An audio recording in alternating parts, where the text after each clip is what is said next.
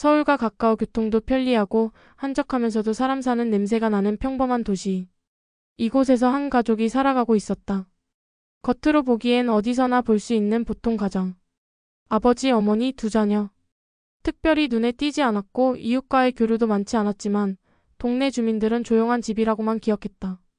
겉으로는 아무 문제가 없는 것처럼 보였지만 사실 그 집안에는 누구도 알 수 없는 갈등과 균열이 조금씩 자라나고 있었다. 처음에는 사소한 다툼이었다. 경제적인 문제, 생활 방식의 차이, 가족 간의 서운함. 이런 건 어느 집에나 있을 수 있는 일이었다. 하지만 시간이 지나면서 문제는 점점 더 깊어졌다. 특히 가장이었던 아버지에게는 큰 부담이 있었다. 회사에서의 압박, 경제적인 불안, 그리고 가족에게 느끼는 책임감이 한꺼번에 짐처럼 어깨를 짓눌렀다. 겉으로는 묵묵히 버티는 듯 보였지만 마음속에는 어두운 그림자가 서서히 드리워지고 있었다. 이웃들은 종종 그 집에서 들려오는 고성을 들었다. 문이 닫혀 있어도 가끔씩 울부짖는 소리나 깨지는 소리가 새어나왔다. 하지만 대부분의 이웃들은 가정사에 괜히 끼어들지 말자며 모른 척 지나쳤다. 그저 요즘 집집마다 힘들지 정도로 생각했던 것이다. 비극은 아주 평범하게 시작됐다. 사건이 일어나기 전날 가족은 저녁 식탁에 둘러앉아 있었다. 하지만 대화는 따뜻하지 않았다. 아버지는 술에 취해 있었고 어머니는 잔소리를 늘어놓았다. 아이들은 서로 눈치를 보며 말 한마디 하지 않았다. 아버지의 분노는 점점 격해졌다. 경제적인 압박, 회사에서의 좌절, 가정 내 갈등이 한꺼번에 폭발하려는 순간이었다. 식탁 위에 밥그릇이 뒤엎어지고 고함이 오갔다. 그리고 아이들은 두려움에 고개를 숙였다. 그날 밤 아버지는 깊은 좌절과 분노 속에서 혼자 술잔을 기울였다. 술병이 바닥날 때마다 마음속의 절망은 더 커졌다. 그리고 결국 그는 끔찍한 결심을 하고 만다. 새벽 공기는 차갑고 고요했다. 온 동네가 잠든 시간 아버지는 천천히 움직였다. 아이들의 방문을 열었을 때 아직 잠든 얼굴이 눈에 들어왔다. 순진하고 아무것도 모르는 모습. 하지만 그 순간 그의 마음속에서는 마지막 이성이 끊어졌다. 숨을 고르며 그는 준비해둔 흉기를 손에 쥐었다. 방 안은 순식간에 아수라장이 되었다. 비명, 발버둥, 울음소리. 그리고 곧 정적. 어머니는 필사적으로 저항했지만 역부족이었다. 그녀의 울부짖음도 아이들의 울음도 곧 사라졌다. 아침이 밝아올 무렵 그 집은 이미 끔찍한 현장이 되어 있었다. 다음 날 아침 이웃들은 이상한 낌새를 눈치챘다. 평소 아이들이 등교할 시간이 훌쩍 지났는데도 인기척이 없었다. 우유 배달이 현관 앞에 그대로 쌓여 있었고 집안에서 나와야 할 생활소음도 들리지 않았다. 궁금증은 곧 불안으로 바뀌었다. 이웃 중 한 명은 창문 너머로 집안을 들여다보다가 충격적인 장면을 목격했다. 바닥에 흩어진 흔적, 그리고 움직이지 않는 사람의 형체. 즉시 경찰이 출동했다. 문을 열고 들어간 경찰들은 참혹한 광경 앞에서 말을 잃었다. 온 가족이 무참히 살해된 채 발견된 것이다. 사건은 순식간에 언론을 타고 전국으로 퍼졌다. 광명 일가족 살인사건이라는 제목으로 신문과 방송은 앞다투어 이 참극을 보도했다. 평범해 보였던 가정에서 일어난 비극, 그리고 가해자가 다름 아닌 가장이라는 사실은 사람들을 더욱 충격에 빠뜨렸다. 주민들은 입을 모아 말했다. 그 집이 그렇게까지 힘들 줄 몰랐다. 늘 조용했는데 상상도 못했다. 사람들은 불안에 떨었다. 도대체 왜? 무엇이 그를 이렇게 만들었을까? 그 의문이 광명 전역을 그리고 전국을 뒤흔들었다. 광명 경찰서에 걸려온 한 통의 신고 전화. 이웃 주민의 떨리는 목소리였다. 저 옆집이 이상해요. 아이들도 안 보이고 밤새 인기척도 없었어요. 창문으로 보니까 사람 같기도 하고. 짧은 신고 내용이었지만 경찰은 즉시 순찰차를 현장으로 보냈다. 보통은 단순한 소동이나 착각일 때가 많았지만 이번에는 느낌이 달랐다. 현관문은 굳게 잠겨 있었다. 노크를 여러 번 해도 아무 반응이 없었다. 이웃 주민 몇 명이 서성이며 경찰을 바라보고 있었다. 결국 경찰은 관리인과 함께 예비 열쇠로 문을 열었다. 그리고 그 순간 코끝을 스치는 싸늘한 공기와 함께 이상한 냄새가 밀려왔다. 익숙하면서도 불쾌한 피비린내였다. 경찰관 2명은 본능적으로 서로 눈빛을 교환했다. 그리고 조심스레 안으로 들어갔다. 거실은 이미 난장판이었다. 뒤엎어진 가구, 바닥에 흩어진 물건들, 그리고 벽에 튀어있는 붉은 흔적. 거실 한쪽에는 어머니가 쓰러져 있었다. 방 안의 열자 더 끔찍한 광경이 눈에 들어왔다. 아이들이 각각의 침대와 바닥에 쓰러져 있었고 저항한 흔적이 역력했다. 온몸이 피범벅이 된 채 어린 얼굴은 공포와 고통이 그대로 얼어붙어 있었다. 경찰은 말을 잃었다. 이 정도의 참혹한 현장은 오랜 기간 근무한 형사들에게도 쉽게 보기 힘든 광경이었다. 순찰차에 남아있던 다른 경찰관도 급히 호출되었다. 현장은 즉시 봉쇄되었다. 포렌식 팀이 들어와 사진을 찍고 혈흔을 채취하고 지문과 족적을 확인하기 시작했다. 그 과정에서 경찰은 이상한 점을 발견했다. 외부 침입 흔적이 전혀 없었던 것이다. 창문은 모두 잠겨 있었고 현관문도 강제로 열려진 흔적이 없었다. 즉 범인은 가족 내부에 있던 사람이거나 혹은 가족이 스스로 문을 열어준 사람이었다. 또한 범행 도구로 보이는 흉기는 주방에서 나온 칼이었다. 외부인이 미리 준비해온 게 아니라 집안에서 사용된 것이었다. 이것은 범인이 즉흥적으로 범행을 저질렀다는 강력한 단서를 남겼다. 경찰은 가족 명단을 확인했다. 어머니와 아이들은 모두 현장에서 발견되었지만 아버지만 보이지 않았다. 이 시점에서 경찰은 곧장 의심을 굳혔다. 외부 침입 흔적이 없는 상황, 집안 물건이 흉기로 사용된 정황, 그리고 홀로 사라진 아버지. 모든 정황은 그를 최우선 용의자로 지목하게 만들었다. 경찰은 즉시 아버지의 행적을 추적하기 시작했다. 하지만 휴대전화는 꺼져 있었고 직장에도 출근하지 않았다. 지인들에게 연락했지만 어디 있는지 아는 사람은 없었다.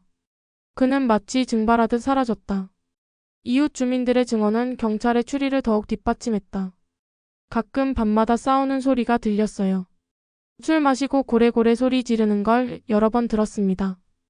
아이들이 무서워서인지 학교에서도 표정이 어두웠다고 들었어요. 친한 친구가 없다는 얘기도 있었고요. 전날 밤에도 큰 소리가 났어요. 그 집에서 뭔가 부서지는 소리까지 들렸습니다. 이웃들의 증언은 모두 한 방향을 가리켰다. 이 가정은 평범해 보였지만 내부적으로는 오랫동안 갈등이 쌓여 있었다는 것이다. 사건 발생 하루 만에 언론은 현장을 포착했다. 아파트 단지 앞에는 이미 취재진들이 모여들었고 카메라 플래시가 연신 터졌다. 광명 일가족 살인사건 아버지 행방 묘양. 경제적 압박에 의한 비극? 경찰 가장 추적 중. 뉴스는 전국으로 퍼져나갔다. 평범한 도시의 평범한 집에서 벌어진 참극은 사람들의 불안과 공포를 자극했다. 어쩌면 내 이웃도 내 가족도 저럴 수 있지 않을까? 하는 생각이 사람들 마음을 휘젓기 시작했다. 포렌식 결과가 속속 도착했다. 혈흔과 지문은 모두 가족 구성원과 일치했다. 외부인의 흔적은 발견되지 않았다. 경찰은 범인이 도주할 가능성이 높다고 판단하고 주변 CCTV를 확보했다. 아파트 단지 주변 근처 도로, 편의점, 버스 정류장. 그리고 곧장 한 장면이 발견되었다. 사건이 벌어진 새벽 한 남자가 허겁지겁 아파트를 빠져나가는 모습. 그는 후드티를 눌러쓴 채였지만 체형과 걸음걸이는 가족의 아버지와 매우 유사했다. 경찰은 그의 도주 경로를 추적하며 대대적인 수색을 시작했다. 광명 인근 산지, 버스터미널, 역 주변까지 경찰 인력이 투입되었다. 하지만 경찰의 수사는 곧 의문에 부딪혔다. 도대체 왜? 그는 왜 가족을 그렇게 무참히 살해했는가?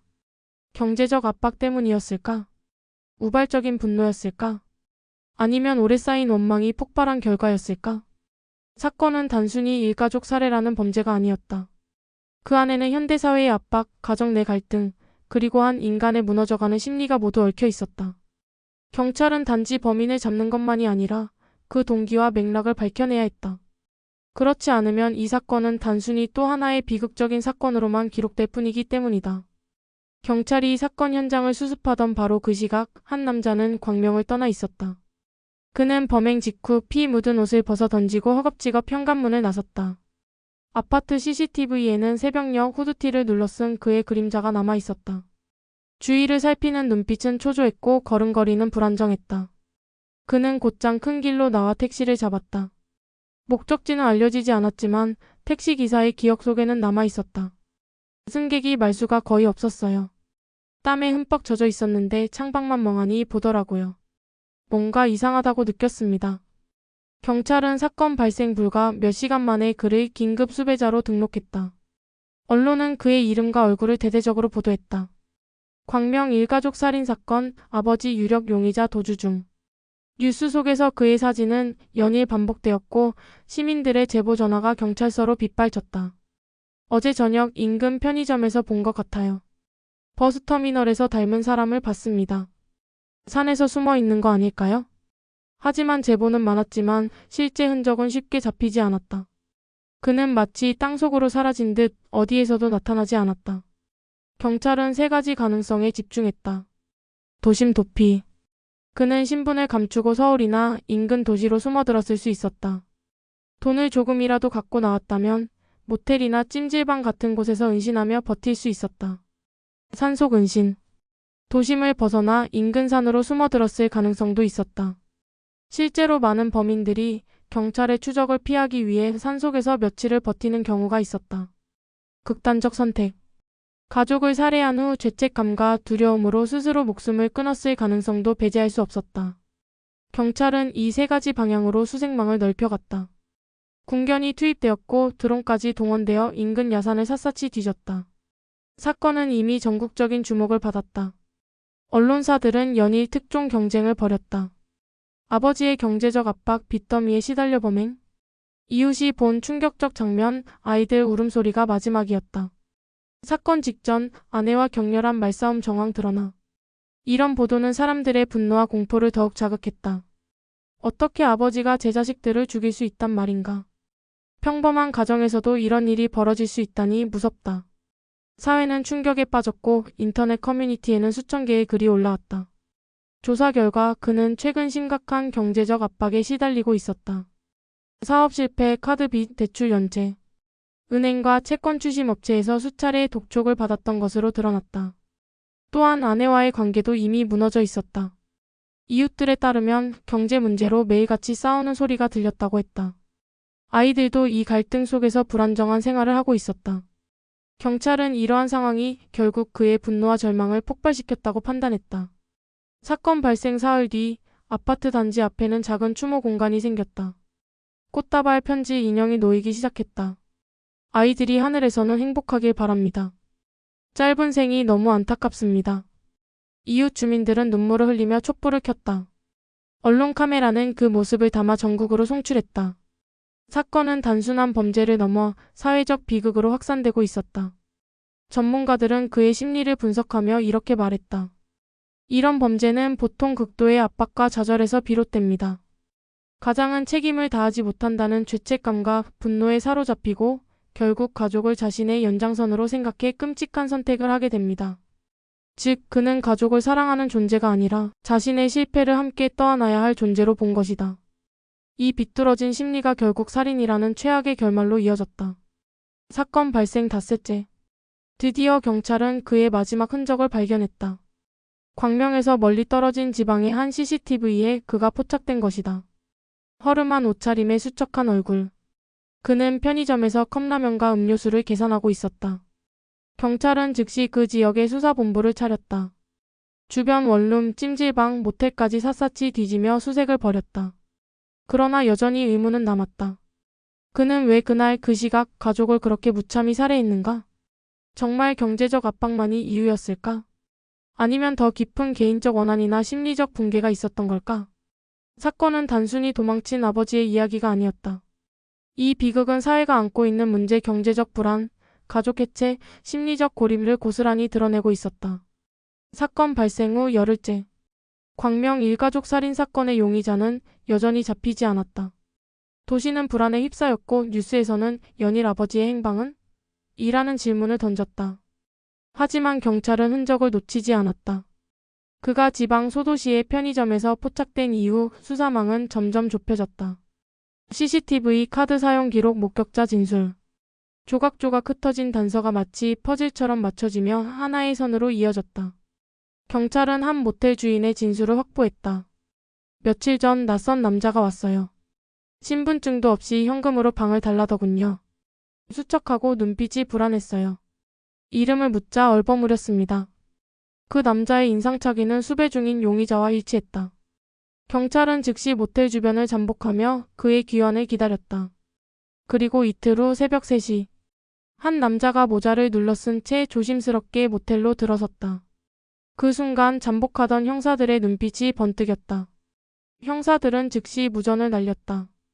대상 확인. 움직입니다. 진입 준비. 순식간에 모텔 주변은 경찰차로 에워싸였다. 어둠 속에서 사이렌 불빛이 번쩍였고 무장한 경찰들이 배치되었다. 형사 2명은 모텔 카운터로 향했고 나머지 인력은 비상계단과 창문을 봉쇄했다. 도주로는 단 한 줄기도 남기지 않았다. 형사들은 그가 묵고 있는 방 앞에 도착했다. 내부에서는 희미하게 TV 소리가 새어나오고 있었다. 문틈 사이로는 불빛이 비쳤다. 광명경찰서다. 문 열어라.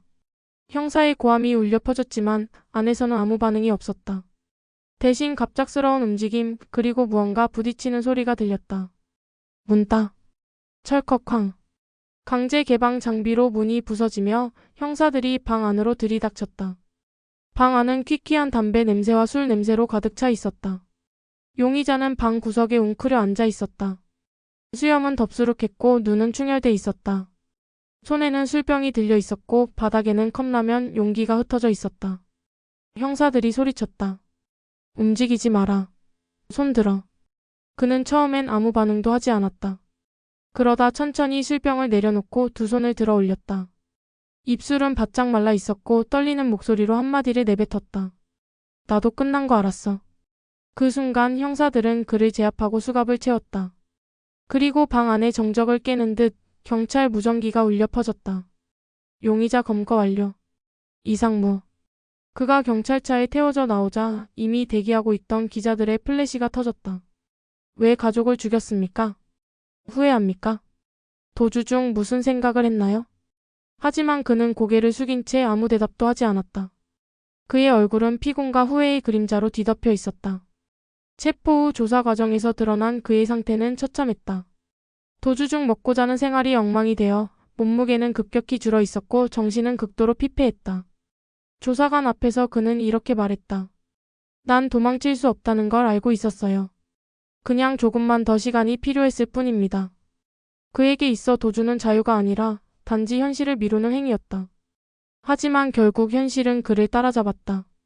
경찰은 그의 은신처에서 몇 가지 물품을 확보했다. 지갑 속 현금 몇만 원, 공중전화 카드, 가족 사진 1장. 사진 속에는 웃고 있는 아이들의 얼굴이 있었다.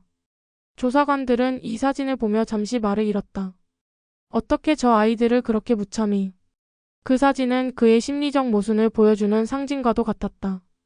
사랑과 증오, 보호와 파괴가 뒤엉킨 모순된 아버지의 초상. 그는 결국 경찰서 유치장에 수감되었다. 철창 너머에서 그는 연신 담배를 요구했지만 곧 체념한 듯 바닥에 누워버렸다. 신문실에서는 형사들의 질문에 짧게 그리고 무겁게 대답했다. 왜 했습니까? 내가 못 버텼어.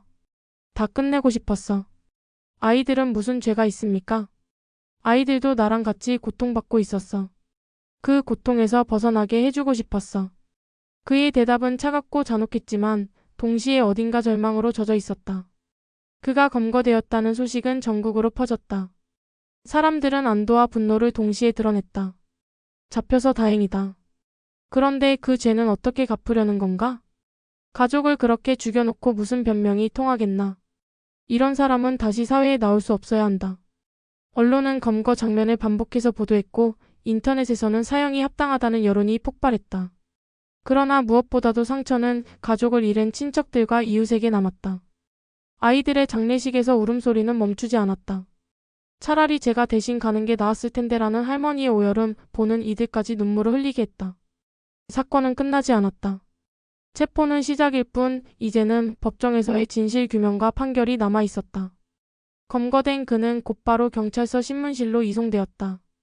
흰색 벽, 차가운 형광등, 그리고 테이블 위에 놓인 녹음기. 형사들은 피곤에 찌든 그의 눈빛을 똑바로 바라봤다. 자, 이제 모든 걸 말해라. 형사의 목소리는 단호했지만 동시에 담담했다. 그는 한동안 고개를 숙인 채 침묵을 지켰다. 그러다 마치 체념한 듯 낮은 목소리로 말했다. 내가 했습니다.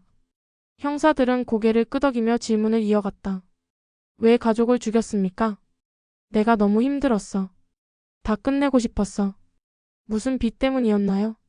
돈 문제였습니까? 돈도 문제였고 가족도 날 원망했지. 더는 버틸 수가 없었어. 그의 대답은 단순했다. 그러나 그 안에는 복잡한 감정이 얽혀 있었다. 자책, 분노, 절망, 그리고 왜곡된 책임감. 형사들은 다시 물었다. 아이들은 무슨 죄가 있습니까? 그는 손가락을 떨며 답했다. 아이들도 불행했어. 내가 짊어진 짐을 같이 겪고 있었어. 그 고통에서 벗어나게 해주고 싶었어. 이 대답은 많은 이들을 충격에 빠뜨렸다. 세상 모든 부모는 아이를 지키려 한다. 하지만 그는 아이를 지키는 대신 죽음으로 고통을 끝내려 했다. 전문가들은 이를 왜곡된 부성애라 불렀다. 심리학자들은 그가 현실 도피와 자기 연민에 빠진 나머지 아이들을 함께 끌고 가야 할 존재로 왜곡했다고 분석했다. 즉, 그는 살인자가 되면서도 스스로를 아이들을 해방시킨 아버지라고 정당화하고 있었던 것이다. 형사들이 범행 당일을 묻자 그는 숨을 고르며 천천히 입을 열었다. 그날 나는 이미 마음을 정했어. 아내와 다투고 술을 마셨지. 그리고 아이들이 자고 있을 때 흉기를 들었어. 아내가 비명을 질렀지만 난 막았어. 아이들이 깰까봐 그런데 결국 아이들도 깼어. 그 순간 이미 되돌릴 수 없다는 걸 알았어. 그래서 다 같이 끝내야 한다고 생각했어. 그의 진술이 끝나자 신문실은 한동안 정적에 잠겼다. 형사들은 말을 잃었고 녹음기에 빨간 불빛만이 깜빡였다. 그의 자백이 공개되자 언론은 연일 대서특필했다. 광명 일가족 살인사건, 아버지 내가 했다 자백. 왜곡된 사랑인가 끔찍한 자기합리화인가. 아이들을 살해한 아버지 국민 분노 폭발. 인터넷은 그의 이름과 사건으로 도배되었다. 수많은 댓글이 쏟아졌다. 무슨 사랑 타령이야 그냥 악마지. 저런 사람은 다시는 세상에 나오면 안 된다. 아이들 얼굴만 떠올리면 눈물이 난다. 체포 후 2달이 지나 그의 재판이 열렸다. 법정 안은 방청객들로 가득 찼고 기자들도 자리마다 카메라를 설치했다. 그는 수의복 차림으로 법정에 나타났다. 고개를 푹 숙이고 손에는 여전히 수갑이 채워져 있었다. 판사가 물었다. 피고인은 범행을 인정합니까? 네, 인정합니다. 그의 목소리는 작았지만 분명했다. 검찰은 단호했다. 피고인은 경제적 어려움과 개인적 절망을 이유로 아무 죄 없는 아내와 아이들의 생명을 무참히 빼앗았습니다. 이는 결코 용납될 수 없는 반사회적 범죄입니다.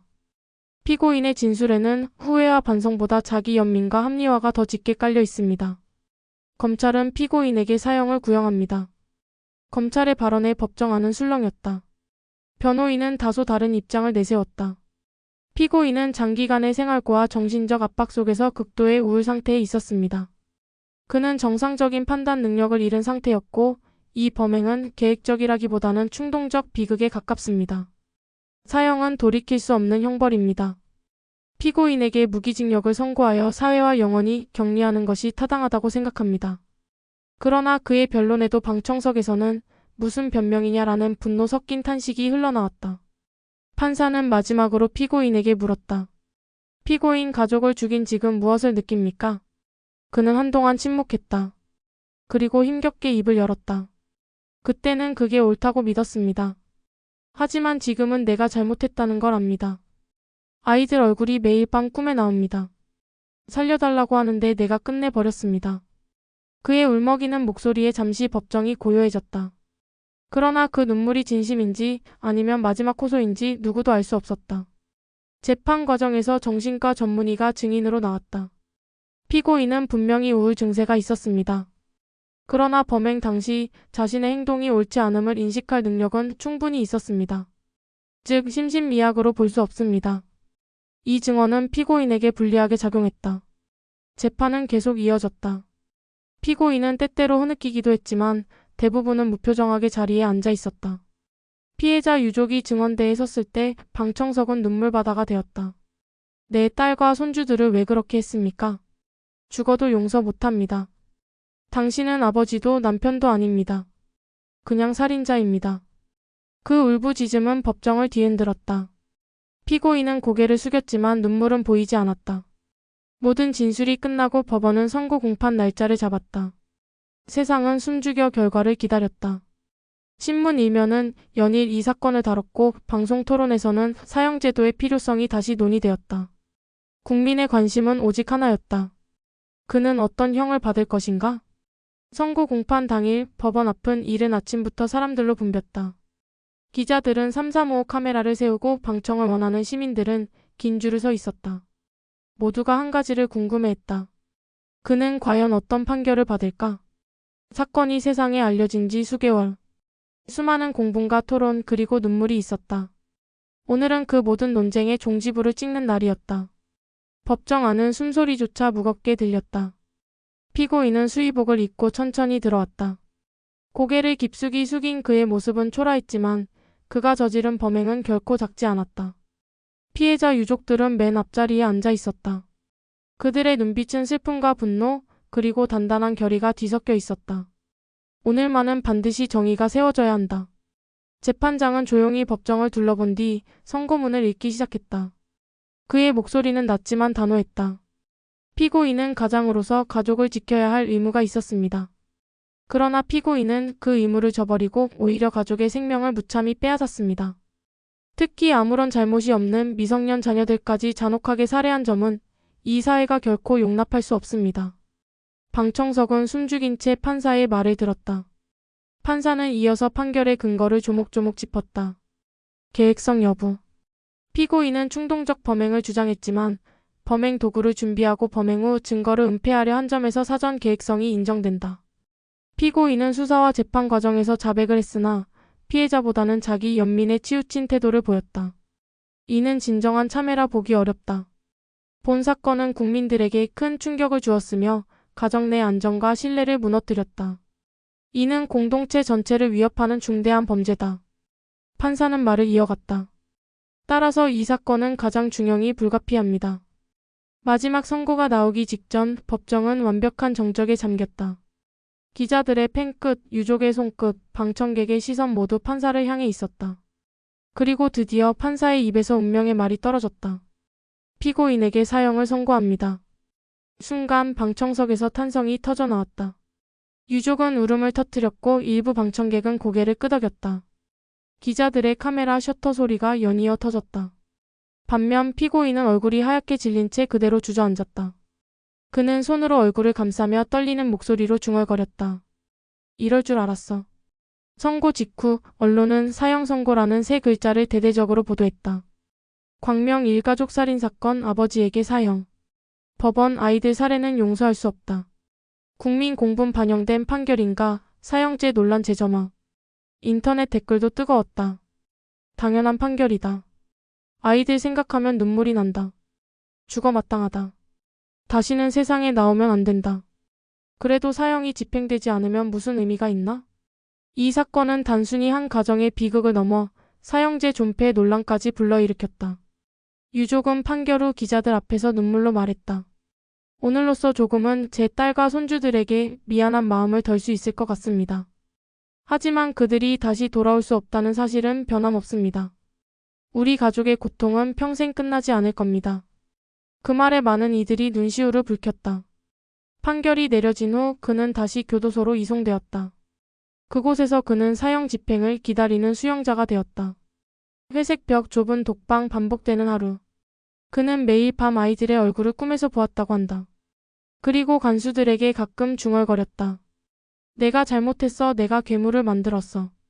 그러나 그 말이 진심이었는지 아니면 죽음을 앞둔 두려움이었는지는 아무도 알 수 없었다. 이 판결은 단순히 한 사건의 종결이 아니었다. 사회 전체의 경종을 울린 사건이었다. 가정폭력과 생활고 문제, 부모의 책임과 도덕성, 그리고 사형제 존폐 논란까지. 광명 일가족 살인 사건은 한국 사회가 안고 있던 여러 문제를 동시에 드러냈다. 비록 법원의 판결로 사건은 종결되었지만 사람들 마음속에는 아직도 상처가 남아있다. 아이들의 사진은 신문과 방송을 통해 오래도록 회자되었고 아버지라는 이름으로 아이를 죽일 수 있는가? 라는 질문은 지금도 여전히 남아있다. 그는 결국 살인자라는 낙인과 함께 역사의 기록 속에 남았다. 그리고 그 비극은 우리 사회가 결코 잊어서는 안 될 교훈이 되었다. 광명 일가족 살인 사건은 법정에서 판결이 내려진 뒤에도 끝나지 않았다. 사형 선고는 피해자 가족에게는 잠시나마 위로가 되었지만 사회 전반에는 거대한 질문을 던졌다. 과연 사형은 정당한가? 한 인간의 생명을 빼앗는 것으로 진정한 정의가 실현될 수 있을까? 혹은 사회적 복수를 넘어서지 못하는가? 사건은 법정 밖에서 더 큰 논쟁을 불러일으켰다. 사형 선고가 내려진 직후 언론들은 두 가지 다른 시각을 내놓았다. 강력한 처벌을 옹호하는 쪽. 아이들까지 무참히 살해한 범죄자는 살아있을 자격이 없다. 사회 안전과 국민법 감정을 고려할 때 사형은 불가피하다. 사형제 폐지를 주장하는 쪽. 사형은 국가가 합법적으로 살인을 저지르는 것과 다르지 않다. 진정한 해결은 범죄를 예방하고 사회적 안전망을 강화하는 데 있다. 신문 사설은 날마다 엇갈렸고 방송 토론 프로그램에서는 찬반 패널이 격렬하게 맞섰다. 범죄학자들은 이 사건을 두고 다양한 분석을 내놓았다. 경제적 압박과 가정 내 갈등이 극단적 범죄로 이어졌다는 점에서 사회 구조적 문제를 짚어야 한다는 의견. 그러나 동시에 개인의 심리적 취약성과 폭력적 성향이 결정적이었다는 분석도 있었다. 한 심리학자는 이렇게 말했다. 이 사건은 단순히 한 사람의 관계로만 설명할 수 없습니다. 한국 사회에서 가장이라는 역할이 얼마나 무겁게 강요되는지, 그리고 그 무게가 어떻게 왜곡된 폭력으로 터져나올 수 있는지를 보여줍니다. 광명 사건 이후 국회와 법조계에서도 사형제 논의가 다시 불붙었다.